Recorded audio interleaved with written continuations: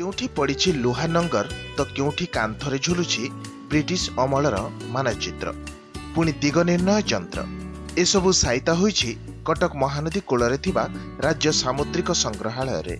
British शासन समय नौवाणिज्य पई व्यवहृत नौका बोट प्रभृतिर मरामती एवं रक्षणाबेक्षण पई एठारे रहितला एक वर्कशॉप परे एठारे थिबा पुराना नौवाणिज्य संपर्कित सामग्री को नै म्यूजियम करिवा पई योजना प्रस्तुत करा जायतिला। एबे एहा सफल होइछि।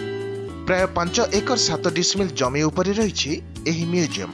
10 कोटी टंका व्यय एहार पुनरुद्धार एवं नवीकरण करिछि Indian National Trust for Cultural Heritage इंटा।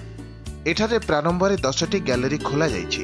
एप्रिल 1 तारिख तथा उत्कल दिवस रे म्यूजियम उद्घाटन होइबो। एही दिन एक वेबसाइट मध्य खोला जिवो।